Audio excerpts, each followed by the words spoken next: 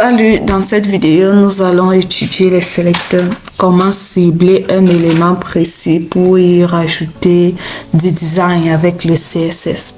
Ok, c'est quoi un sélecteur en CSS? C'est tout simplement l'outil qui permet de dire au navigateur je veux appliquer ce style à cet élément précis dans ma page HTML, tout simplement. Donc, je prends l'élément et je rajoute le style avec un sélecteur. C'est la première partie de n'importe quelle règle CSS. On l'aurait déjà vu dans les vidéos précédentes, un truc qui ressemble à ça. Sélecteur, propriété, valeur. Si je pars dans VS Code, ce qu'on a fait la dernière fois, on voit par exemple, je vais aller ici. On voit par exemple là, quand je voulais rajouter la couleur aqua à OH1 de ma page web en fait.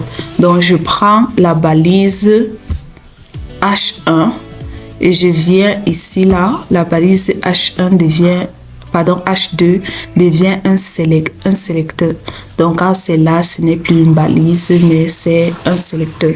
Donc j'ai ici le sélecteur H2, j'ai la propriété qui est couleur et là j'ai la valeur de la propriété qui est le nom de la couleur aqua. Ça peut être red, peu importe ce que vous voulez. Donc on a la sélecteur, propriété et couleur. Les trois sélecteurs de base. Ok. Le premier sélecteur, on a sélecteur de l'élément ou de balise. Exactement, c'est exactement ce qu'on voit depuis le début. Comme on a vu ici, là, je prends la balise P ou la balise H1 et puis je rajoute du style. Donc, tout simplement, ça, c'est ce qu'on appelle sélecteur de balise. Après ça, on a sélecteur de classe. Ok, je vous explique ça dans VS Code. Là, imaginons que on va d'abord venir ici. On va supprimer ça. Ok. On repart dans notre bonjour et bonsoir sont bien. Ok. Sans CSS. Là, un sélecteur de classe veut dire quoi?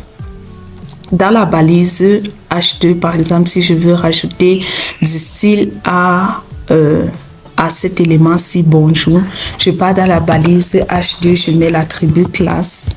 On a vu déjà c'est quoi les attributs dans la vidéo précédente. Et puis, je vais mettre là le nom de ma classe. Donc, le nom, je peux mettre le nom que je veux. Mais je conseille toujours de mettre un nom qui parle. Parce que sinon, après, lorsque tu vas venir regarder ton propre code, tu seras toi-même embrouillé, tu ne connais pas exactement cette classe, ce que ça voulait dire. Donc, une bonne pratique en CSS ou bien en HTML, je veux dire dans le développement en général, c'est de mettre les classes vraiment qui parlent. Ne mets pas des noms trop vagues comme classe, mais mets un nom vraiment qui va te rappeler ce que tu as fait. Genre, même si tu reviens dans un mois, je sais pas trop, tu vas te rappeler de ce que tu fais. Donc là, on a bonjour. Je peux peut-être mettre là une classe comme peut-être style. Voilà, il ne doit pas avoir déjà d'espacement dans ta classe. Donc, la classe, c'est un mot. Donc, peu importe ce que tu mets, tu peux mettre les underscores ou bien des traits d'union pour relier tes classes, mais ça doit être un mot. Je peux mettre la style de bonjour, par exemple. Là, on voit que vraiment ça parle. Donc là, j'ai créé une classe que j'ai appelée style de bonjour. Maintenant, comment rajouter du style à cette classe? Je vais partir dans mon CSS et là, je vais mettre un point. C'est toujours comme ça qu'on fait lorsqu'on veut mettre du style à une classe qu'on a créée en HTML. On met un point et puis on va écrire le nom de notre classe. C'était quoi? Style. Voilà. Style de bonjour. Ok. On met nos accolades. Et puis voilà. Style de bonjour. N'oubliez pas le point ici devant. Surtout pas. Toutes les classes ont un point ici devant lorsqu'on veut rajouter du style en CSS. Et là, on va continuer avec colorant. Color. Qu'est-ce que j'écris? Voilà. Voilà, color. On va mettre quelle couleur? Par exemple, on va mettre le blue ici. Ok, là, on a color blue. Si je pars là, on va voir que notre bonjour est en bleu. Donc, c'est de cette façon qu'on utilise, qu'on rajoute du style à un élément en utilisant les classes. Ok, c'est quoi donc l'avantage des classes? La classe, c'est l'avantage d'une classe, c'est que si cette classe est donnée à n'importe quel autre élément de notre page HTML, le même style sera ajouté. Par exemple, si je recopie cette classe, style de bonjour, CTRL-C, je viens par exemple l'ajouter ici à mon paragraphe, CTRL-V, vous allez voir que mon paragraphe aura aussi la couleur bleue. Donc, c'est vraiment ça l'avantage avec les classes. On peut rajouter du même style à plusieurs éléments en utilisant juste une seule classe. Ce qui est différent des ID. On va voir là, sélecteur d'identifiant, donc non ID. Cible un élément unique sur une page web. En HTML, un ID ne doit être utilisé qu'une seule fois sur la page. Vous voyez que c'est contraire aux classes, parce qu'une classe tu peux l'utiliser, je ne sais pas, même 10 fois, 1000 fois comme tu veux, il n'y a pas de problème, mais avec un ID on l'utilise juste une seule fois. Dans les propriétés qu'on va mettre, les propriétés CSS qu'on va mettre en utilisant les sélecteurs d'identifiants, on doit s'assurer que cette propriété-là ne s'applique à un seul élément de notre page web. Donc, comment on utilise les ID? Donc, on va tout simplement venir là pour voir. Imaginons là qu'on a un autre H. On a un H3 cette fois-ci, par exemple, et on a tout simplement hello, comme ça en haut. Donc, je vais tout simplement venir ici, tout comme en haut, on mettait classe. Là, je vais mettre ID est égal à, donc je mets le nom de mon ID. Je peux mettre cette fois-ci style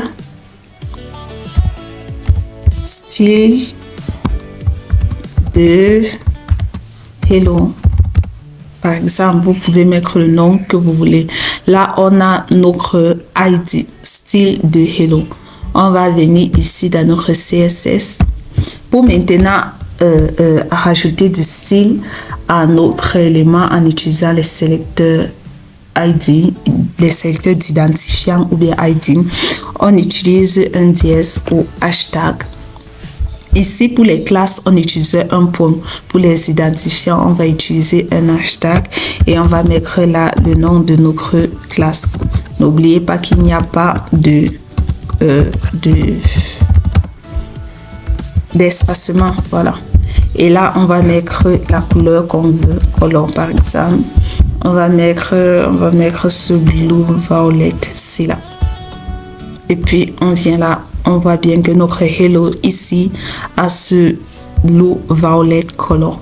Ok. Donc, c'était un peu ça pour les identifiants.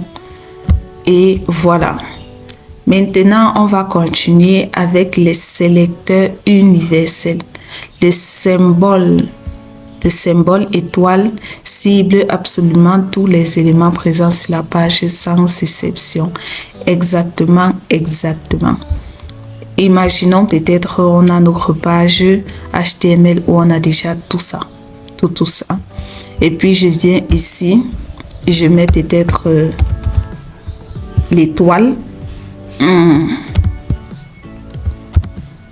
L'étoile, donc l'étoile c'est pour un sélecteur universel. Donc ce que tu vas mettre là va vraiment s'afficher, s'appliquer partout. Je mets peut-être color. Je vais mettre ici, je sais pas, je vais mettre black. Voilà, black. Donc la couleur noire. Ok, on voit là que ça ne s'affiche pas. Je vais rentrer pour voir. Ok, là j'ai bien mis black. Ok. Ah, d'accord, je comprends. En CSS, il y a les priorités. En fait, je crois que je le disais même dans l'introduction. La toute première vidéo, j'expliquais ça. En fait, ce qu'on doit comprendre, c'est que ici, il y aura une vidéo où je vais approfondir tout ça. Mais déjà, pour nous faire comprendre déjà ce qui se passe ici, pourquoi ça ne marche pas. Ici, on va voir qu'on a mis un style particulier à P. Un style spécifique à la balise P, à la balise P aussi ici. Et puis ici, on a rajouté des classes et des ID pour mettre des styles spécifiques à ces éléments-là. Pourtant, ici, dans notre CSS, après, on a mis un sélecteur universel pour ajouter la couleur noire à toute notre page. Pourquoi est-ce que ça ne fonctionne pas? C'est parce que les styles spécifiques qu'on a rajoutés à ces éléments-là ont plus de priorité que un sélecteur universel. Tout simplement parce que ceux-là sont plus spécifiques. Donc, c'est-à-dire, si tu mets un sélecteur universel et après ça, tu mets peut-être un sélecteur H1, H2 ou P, le design qui va s'afficher, c'est la propriété ou bien le design que tu auras mis dans ce sélecteur H1, H2 ou P et non ce que tu as mis dans le sélecteur universel, tout simplement parce que ces sélecteurs H1, H2 ou bien sélecteurs par classe ou bien par identifiant sont plus spécifiques et donc ont une plus grande priorité comparé au sélecteur universel. Donc pour arranger ça, par exemple, je vais commencer par enlever tout ça, toutes les propriétés spécifiques qu'on a mis ici pour qu'on comprenne bien ce qui se passe. Donc là, déjà, je vais expliquer ça en détail dans l'une des prochaines vidéos. Mais là, on doit déjà comprendre qu'en CSS, il y a ce qu'on appelle la priorité. La priorité des sélecteurs et tout. J'en parlais d'ailleurs dans l'introduction même. Ok. Si je supprime tout ça et puis je vais venir supprimer tout ce qu'on a ici. Ok. Maintenant, donc, on va voir que ici, dans le navigateur, tout est noir déjà.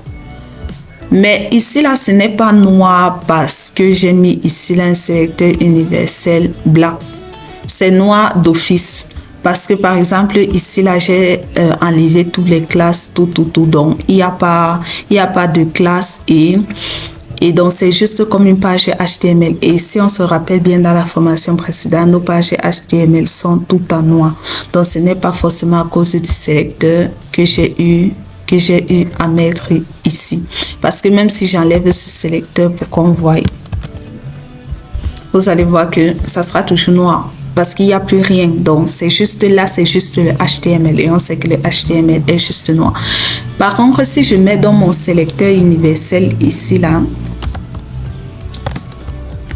et que je mets une autre couleur, comme peut-être color, je sais pas, yellow, par exemple, enter. On va voir ici là que toute ma page web est yellow. Donc vous comprenez un peu, au moins cette vidéo-ci m'a permis déjà de vous expliquer un peu ça en attendant qu'on vienne dessus. Donc il y a les priorités avec les sélecteurs. Un sélecteur H1, H1P ou bien par classe ou par ID est plus spécifique et donc a une plus grande priorité comparée au sélecteur universel. Donc ça c'est déjà ce qu'on devait comprendre là. Quand on va revenir à ça, je vais mieux expliquer les combinaisons de sélecteurs exactement. Pour combiner plusieurs sélecteurs. Imaginons peut-être qu'ici, là, on veut donner un style spécifique à tous les éléments ayant la balise H3 et à tous les éléments ayant peut-être la balise P. On va juste venir ici, là, dans notre CSS. On va mettre quoi? On va mettre peut-être H3, virgule, P. Donc, ça va rajouter ce style à tous les éléments H3 et P. On va peut-être mettre la color On va mettre quoi même? Je vais mettre le blue qui est ici en bas. Ok, on va voir ça. Donc, tous nos éléments P et H3 ont effectivement la couleur bleue. Vous voyez ici là que malgré qu'on a mis le sélecteur universel qui doit donner la couleur jaune à tous nos éléments, on retrouve quand même le bleu. Tout simplement parce que les sélecteurs H3 et P ont une grande priorité comparée au sélecteur universel. Ok. Donc, on va combinaison par sélecteur. Ok. Les sélecteurs descendants, exactement, ça c'est aussi un truc très important. Je vais vous expliquer ça.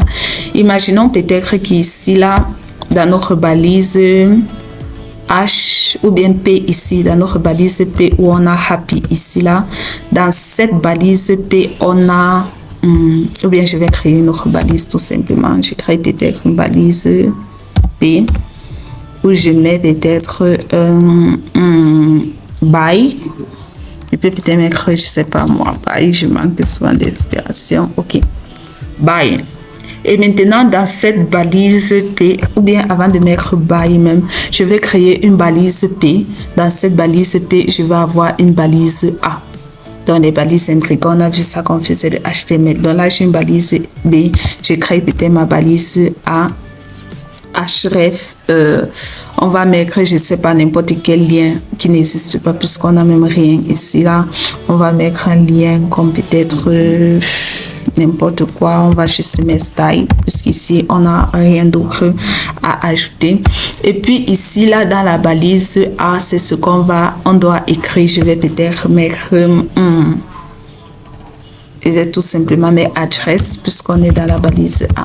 Adresse. Là, ça c'est ce qu'on va voir. Maintenant, là, on voit qu'on a une balise P. Dans notre balise P, on a une balise A pour mettre les adresses. On avait vu ça en HTML. Donc, si tu ne comprends pas, tu peux aller regarder les adresses là-bas pour mieux comprendre. Et là, on a mis adresse, c'est-à-dire ce qu'on va voir dans le navigateur. Imaginons maintenant que à l'adresse là, on veut rajouter du style. On veut peut-être qu'il soit à une couleur spécifique. Et cette adresse là est dans la balise P. Donc dans notre CSS, on va faire quoi? On va tout simplement mettre P espace A. Et puis nos accolades. Ça veut tout simplement dire que à tous les adresses qui sont dans la balise P, tu vas rajouter ce style. On va mettre la couleur brown.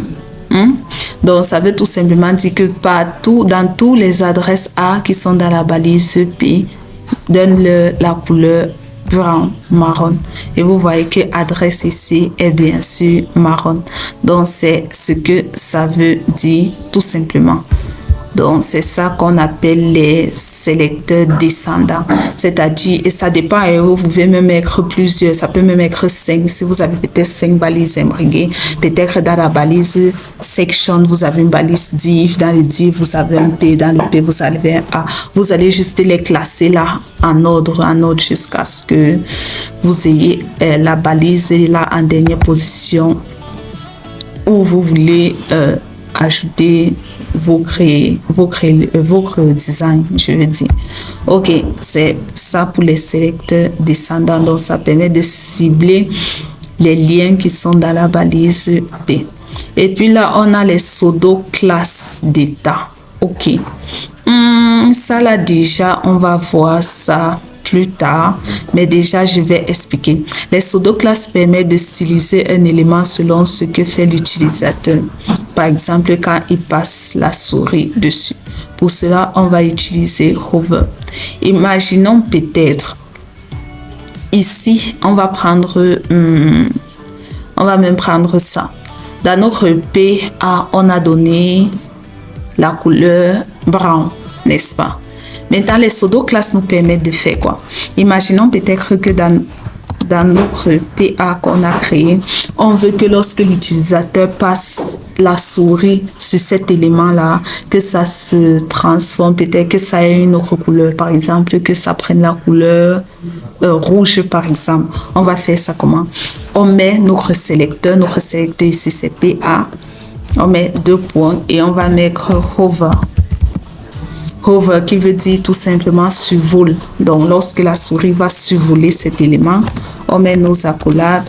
On va peut-être mettre la color. Je sais pas, on va mettre blue, par exemple. Dans la couleur bleue. OK. Là, on voit que l'adresse est marron, mais si je passe ma souris, elle devient bleue. Elle est marron, je passe ma souris, elle devient bleue. Elle est marron, je passe et elle devient bleue. Donc, c'est à ça que servent les pseudo-classes. Vous pouvez sélectionner n'importe quel élément et donner un design spécifique lorsque la souris va se rapprocher de cet élément-là, donner un effet de hover. C'est souvent comme ça qu'on appelle ça. Donc, c'est à ça que servent les pseudo-classes. Et puis là, c'est un résumé et puis c'est bon. Donc, je crois que ce sera tout pour les sélecteurs. J'ai essayé de faire ça vraiment très rapidement. Donc, on a les sélecteurs par élément ou bien par balise, les sélecteurs par classe, les sélecteurs par ID ou identifiant, les sélecteurs universels, des combinaisons de sélecteurs, les sélecteurs descendants et puis les pseudo-classes d'état. Et puis voilà, ici aussi on retient qu'il y a les priorités en CSS, des éléments spécifiques qui affectent d'autres, des designs spécifiques pardon, qui affectent d'autres éléments. Et comme je disais, on va voir ça dans les prochaines vidéos. Alors je vous dis à plus dans la prochaine vidéo, où nous allons étudier les couleurs en CSS, le système de couleurs que le CSS utilise. On va voir le code hexadécimal, on va voir le format RGB et on va voir les couleurs basiques comme ce qu'on voit depuis, genre on met juste le nom de la couleur en anglais. Donc je vous dis à très bientôt dans cette prochaine vidéo.